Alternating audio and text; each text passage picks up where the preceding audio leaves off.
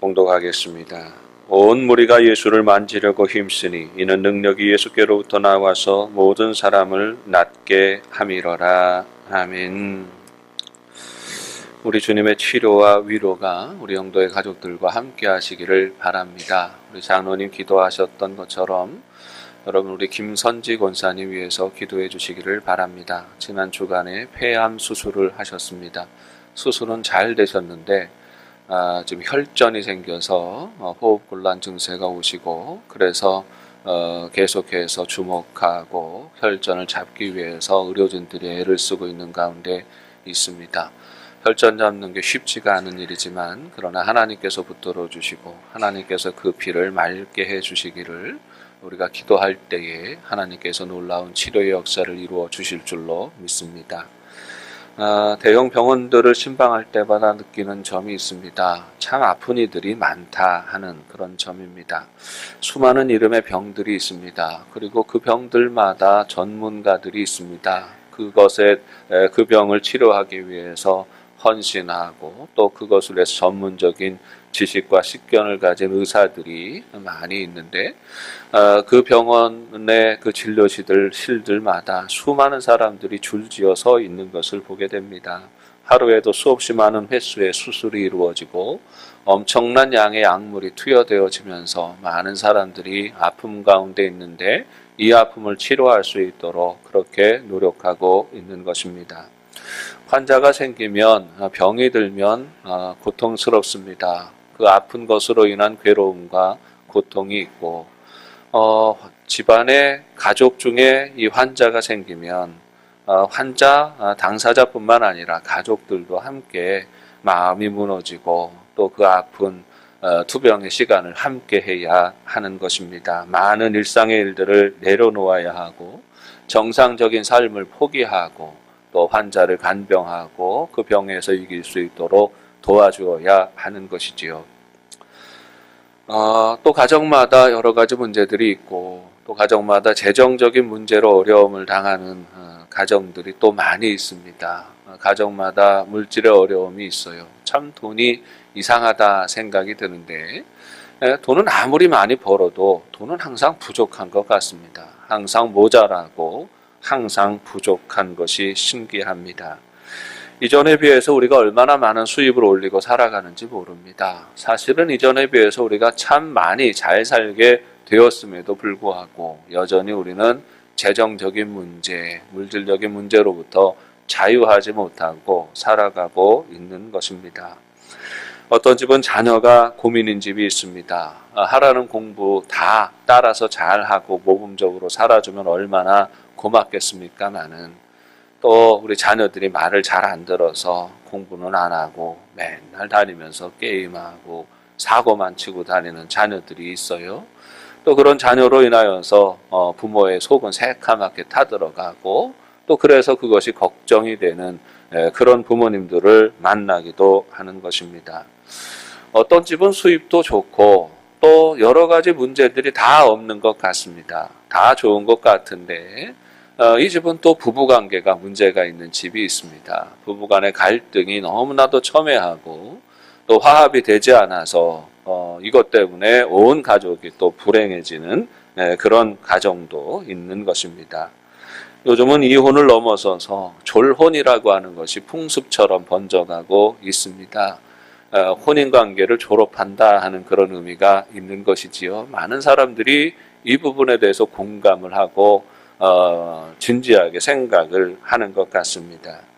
같이 사는 것이 너무나도 힘든 거지요. 그렇다고 헤어지자니 너무나도 그 과정이 복잡하고 힘듭니다. 그래서 혼인관계를 유지하면서도 실질적인 부부관계는 이어지지 않는 것이지요. 가정에 대소사가 있을 때에 부부로서 나설 때는 얼마든지 같이 나서지만 그러나 일상에서의 생활을 살아갈 때는 각자 남편은 남편대로 아내는 아내대로 자기 집도 가지고 있고 또 경제권도 딱 반분해서 그렇게 살아가는 집들이 있습니다. 서로 얽매여 살아가는 것이 너무나도 힘이 들어서 생겨난 풍습이지요. 그만큼 부부관계 지켜나가는 것이 쉽지 않다 하는 것이지요.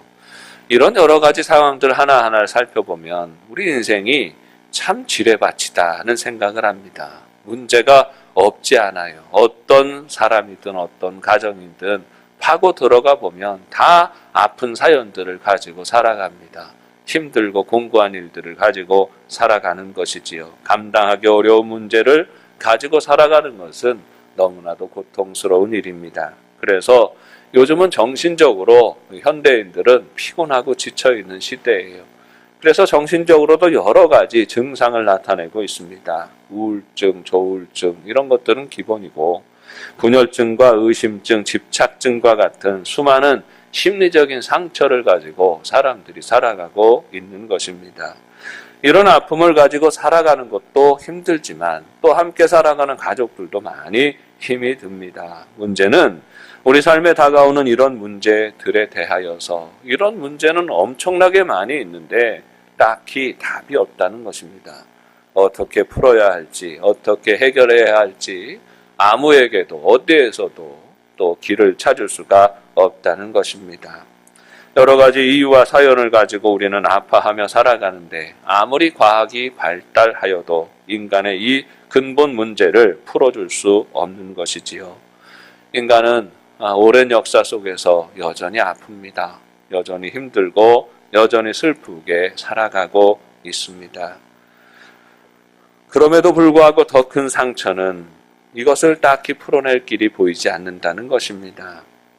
천년이 지나도 만년이 지나도 인간의 삶은 고통과 탄식이 가득합니다. 마치 바닷가에 나아가면 파도가 몰아치는데 한 번 파도가 몰아치고 난 다음에 잔잔한 바다가 이어지는 게 아니지요. 파도가 몰아치고 나면 그 다음에 또 파도가 오고 또 파도가 옵니다. 그런 파도를 헤치면서 살아가는 것이 우리 인생이라는 것이지요.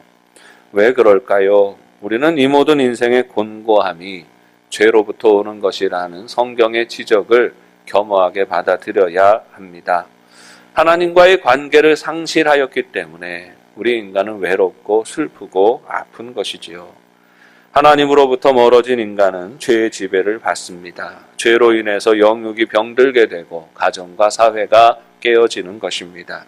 그 안에서 겪는 아픔과 슬픔이 다시 병이 되어서 우리 인간에게 되돌아오는 이런 악순환의 구조를 가지고 우리 인생은 살아가고 있는 것이지요. 예수님께서 세상에 오실 때의 유대 땅은 지구상 가장 척박하고 어려운 땅이었습니다. 그들도 한때는 하나님과 복된 관계를 유지할 때가 있었지요. 하나님을 잘 섬기고 하나님을 예배하면서 하나님 말씀을 따라가면서 거룩한 관계를 지켜갈 때가 있었습니다. 그때 그들은 평화할 수 있었고 그때 그 나라는 강성했고 그때 그들은 존중받는 그런 삶을 살았던 것입니다. 그러나 그들이 은혜를 지키지 못했습니다. 하나님 앞에서 범죄합니다. 악하고 더럽고 가증한 일들을 골라서 행합니다. 악한 우상을 섬기는 데 집착합니다. 온갖 음란하고 방탕한 짓을 저지르면서 살아갑니다. 결국 그들이 저지른 범죄로 인하여서 그들은 하나님의 심판을 경험하게 되지요. 북왕국 이스라엘은 아수르에 의하여서 멸망하고 남왕국 유다는 바벨론에 의하여서 멸망하게 됩니다. 그 나라에 살던 백성들은 하나님께서 정하여 주신 약속의 땅에 머물지 못하고 강대국들에 의하여서 노예로 붙잡혀가게 되고 먼 이방 땅에 가서 살게 되는 것입니다. 겨우 기한을 채우고 독립을 이루게 됩니다. 그러나 그 독립도 잠시이지요. 계속해서 연이어지는 강대국들의 지배하에 놓이게 됩니다. 알렉산더 대왕과 또 그 수하들에 의하여서 헬라 제국이 형성되어지는데 이 헬라 제국의 지배를 받으면서 또 오랫동안 식민지 노릇을 하게 됩니다. 헬라 제국이 물러가니까 다시 로마 제국이 지배하게 되지요. 수백 년 동안 식민지 백성으로서 살아가게 되는 것입니다. 그들은 가난했습니다. 그들은 비참했습니다. 그러면서도 그들 안에 신분의 차별이 유난스럽게 있었습니다. 예루살렘에 사는 사람들과 갈릴리에 사는 사람들은 신분이 같지 않았습니다. 예루살렘에 사는 사람들은 항상 갈릴리 백성들을 천대하면서 살았어요. 아유, 저 낮고 천한 사람들 같으니라고 늘 그렇게 비하하면서 살았던 것이지요. 그만큼 갈릴리는 가난한 사람들이 모여든 곳입니다. 오갈 데 없는 사람들이 모여든 곳입니다. 상처 있고 병든 사람들이 모여서 살던 곳이에요. 그래서 그 갈릴리 땅에는 유난스럽게 병자들이 많고 귀신 들린 사람도 많고 여러 가지 아픔과 상처를 가지고 있는 사람들이 많았던 것입니다. 그런데 예수님이 바로 그 땅에 오셨습니다. 예수님께서 바로 그 갈릴리 땅에 오셨어요. 귀신 들린 자가 많고 병든 자가 많고 세리와 창기들이 많고 죄인들이 많은 그 땅에 예수님께서 오셨습니다. 그리고 그들의 상처를 치료해 주셨습니다. 주님께서 말씀하십니다. 수고하고 무거운 짐진 자들아 다 내게로 오라. 내가 너희를 쉬게 하리라 말씀하십니다. 귀신 들린 자들이 예수님 앞에 나왔습니다. 주님께서 명하실 때에 귀신이 물러갑니다. 저들이 평강을 얻게 되는 것입니다. 물고기 2마리와 보리떡 5개로 5,000명을 먹이십니다. 배고파 굶주리던 이들이 예수님의 말씀으로 인하여서 배부름을 경험하게 되는 것입니다. 눈먼 자가 앞을 보게 됩니다. 앉은 뱅이가 일어서게 됩니다. 중풍병자가 일어서게 됩니다. 나병 환자가 깨끗하게 됩니다. 수많은 병자들이 각색 병든 자들이 주님 앞에 나오는데 예수님은 일일이 그들에게 안수하시고 그들을 고쳐주셨다 했습니다. 많은 사람들이 예수님의 이름을 듣게 됩니다. 주님을 만난 사람들이 병에서 놓였다는 사실을 듣게 됩니다. 주님을 만난 이들이 죄인이었는데 그 죄로부터 자유함을 얻게 되었다는 그 사실을 듣게 됩니다. 주님을 만나고 그 삶 가운데 위로를 받게 되고 새 소망을 가진 사람들을 만나게 됩니다. 너도 나도 예수님을 만나야 되겠다. 너도 나도 주님의 치료를 경험해야 되겠다. 주님의 이름을 듣고 주님 앞에 나오게 되는 것입니다. 그리고 이렇게 찾아오는 사람들 틈에서 예수님은 정신없이 하루하루의 일과를 보내셨습니다. 그 어떤 인생의 문제이든지 주님 앞에 가지고 나올 때에 저들은 자유를 얻었습니다. 치료를 받았고 회복을 경험하게 됩니다. 바로 예수님은 우리 인생의 근원의 문제를 풀어주기 위해 이 땅에 오셨고 그래서 그 주님 앞에 나오는 이들에게 주님이 길이 되어주시는 것입니다. 성경이 말합니다. 담담하게 증거하지요. 이는 모든 능력이 예수께로부터 나옴이니라 했습니다. 사람들에게는 문제가 있었습니다. 의사가 고치지 못하는 질병에 매여 있었습니다. 학자가 대답하지 못하는 문제를 가지고 있었습니다. 지도자들이 해결해 주지 못하는 갈등을 짊어지고 살았습니다. 그런데 예수님 앞으로 나아갈 때에 그들이 가지고 있던 문제가 무엇이든지 간에 그 근원의 문제가 풀어집니다.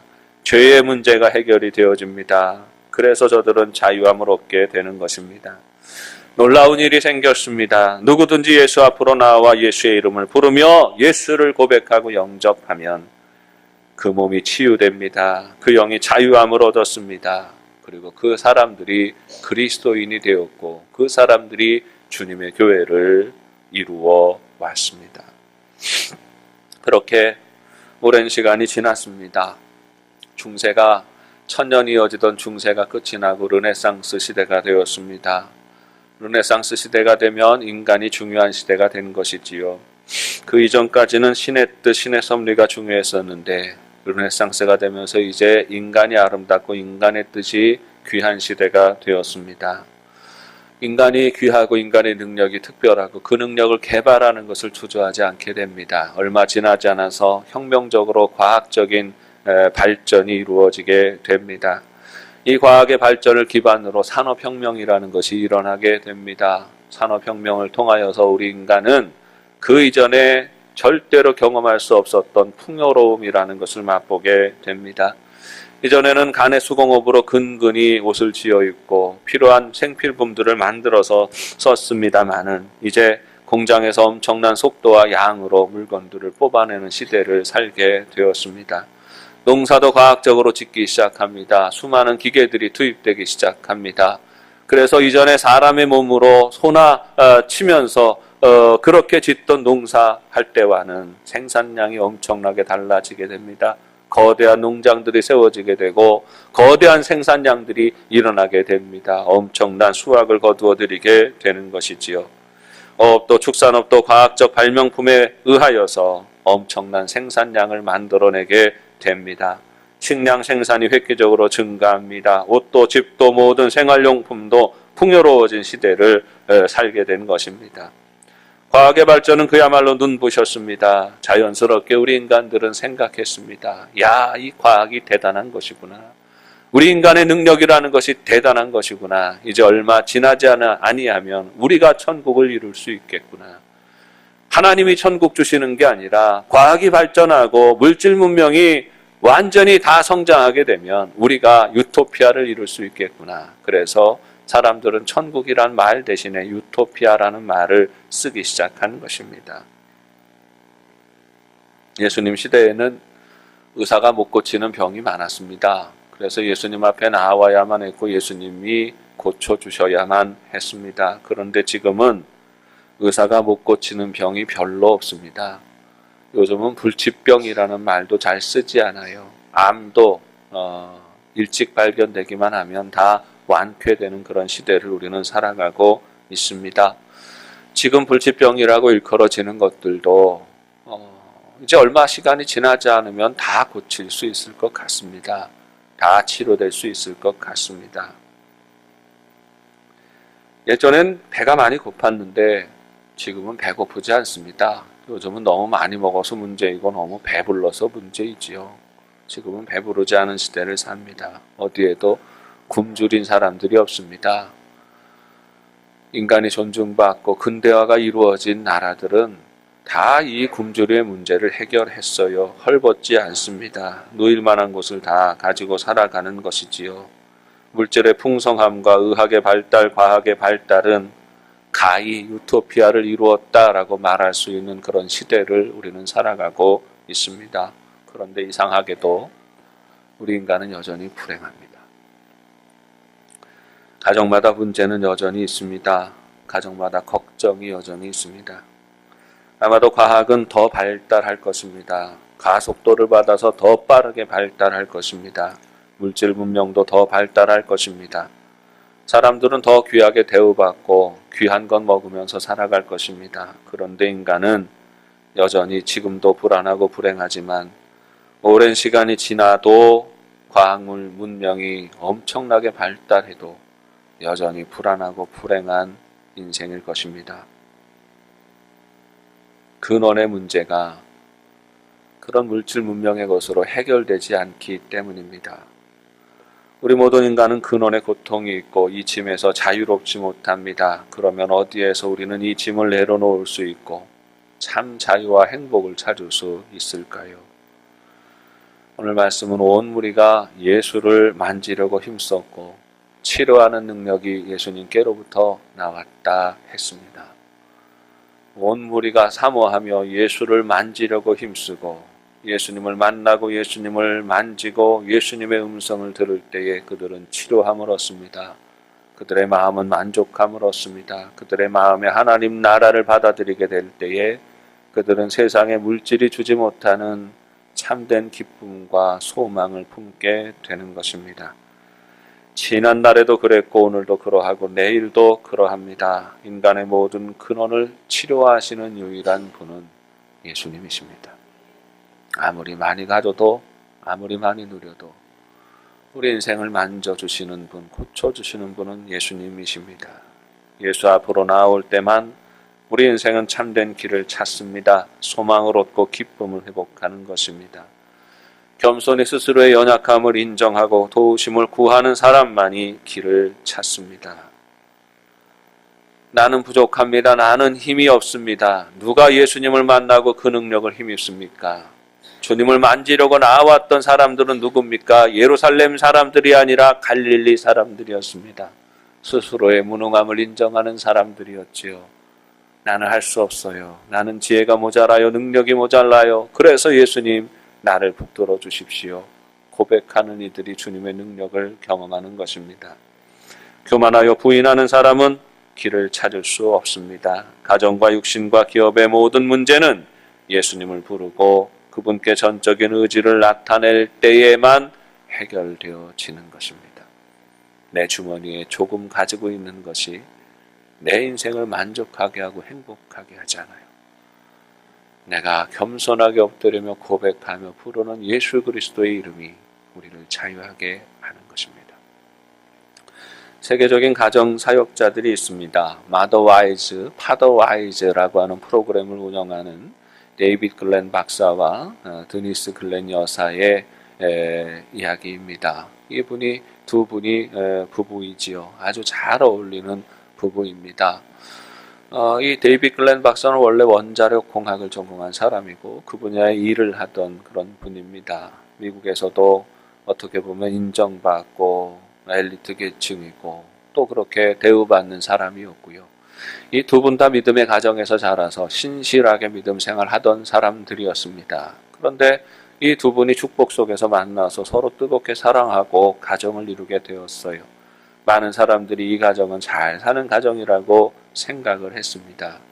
많은 사람들이 이 가정을 부러워했습니다. 이 가정이 참 귀하다, 참 좋다 했습니다. 이 사람들도 그렇게 생각하고 살았습니다. 남부럽지 않게 살았습니다. 자기 하고 싶은 거 다 하면서 살았습니다. 그런데 그렇게 부부 생활을 하던 7주년 되는 결혼 기념일에 바깥에 나가서 좋은 시간을 가지고 있는데 아내인 데니스 글렌 여사가 저는 이제 그만 일어나겠습니다 하더라는 거예요. 그간에 쌓여있던 아픔과 상처가 너무 커서 내가 이 결혼을 유지할 수가 없습니다. 내가 당신과 결혼 생활을 할 수가 없습니다. 이 가정을 지켜갈 힘이 없습니다. 소망이 없습니다. 선언하고 일어서게 되는 것이죠. 깜짝 놀랐습니다. 데이빗 글렌 박사가 어떻게 이것을 풀어보려고 그 아내의 마음을 돌려보려고 그렇게 노력을 하고 애를 써도 되지 않습니다.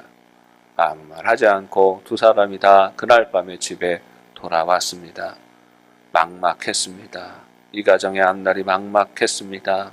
그래서 그날 밤에 두 사람이 무릎을 꿇고 하나님 앞에 기도합니다. 주여 도와주소서. 통곡하고 자신의 연약함을 내려놓고 도와달라고 하나님이 붙들어 달라고 기도합니다. 그렇게 기도할 때 하나님이 은혜를 베풀어 주셔서 이 부부 사이를 회복시켜 주시고 이 가정을 회복시켜 주시고 오늘날 수많은 사람들에게 아버지 됨에 어머니 됨에 길을 가르치는 귀한 사역을 감당해 나아가고 있습니다. 여러분, 우리 가정에 문제가 있습니다. 부부 사이에도 문제가 있고 가족들 사이에도 문제가 있지요. 아닌 척해서 그렇지. 우리 모두가 다 문제가 있고 갈등이 있습니다. 아닌 척해서 그렇지. 우리 가정 안에도 경제적인 문제, 물질적인 문제가 다 있습니다. 감당하기 어렵고 버거운 그런 문제들이 있습니다. 아닌 척해서 그렇지. 우리 안에 약해지고 우리 안에 병든 몸으로 인한 그런 아픔과 고통이 우리 안에 존재하고 있습니다. 사업상의 밑바닥을 경험하고 있습니다. 드러내지 않아서 그렇지 얼마나 어려운 시절, 얼마나 어려운 고비고비들을 넘어가고 있는지 모릅니다. 어떻게 할까요?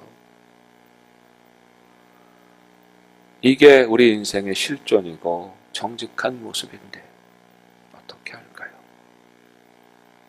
우리 가정의 문제, 기업의 문제, 자녀들의 문제, 영육의 건강의 문제, 어느 것 하나도 문제가 아닌 것이 없는데 어떻게 할까요?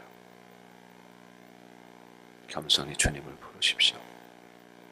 살 길은 그곳에 있습니다. 모든 인생을 살리는 능력은 예수께로부터 나오는 것이고 주님께로부터 나오는 은혜가 우리를 치료하시고 우리를 회복하십니다. 살 날이 막막합니까? 풀어갈 길이 막막합니까? 다른 어디에도 길이 없습니다. 주의 이름을 부르십시오. 예수의 이름을 부르십시오. 힘들 때마다, 아플 때마다, 외로울 때마다 예수의 이름을 부르십시오. 능력은 예수께로부터 오는 것입니다.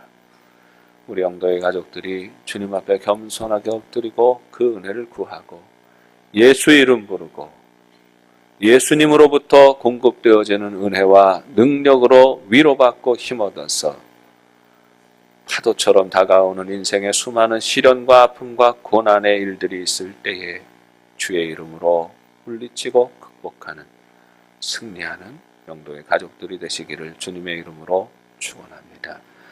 존귀하신 아버지 하나님, 은혜를 감사합니다. 우리의 참된 소망이 오직 예수 그리스도께 있음을 고백합니다. 우리의 무능함을 인정하고 우리의 연약함을 고백하고 주의 이름을 부를 때에 거기에만 우리의 살 길이 있고 우리의 소망이 열리는 것을 깨닫습니다. 주님의 이름 부르며 나아가는 지혜를 우리들에게 허락하여 주시고 우리 영도의 온 가족들이 우리 주님을 고백하며 은혜 안에 새로워지며 또 주의 말씀으로 충만하며 그 능력을 힘입어 승리하는 삶이 되게 하여 주옵소서. 예수님의 이름으로 기도합니다.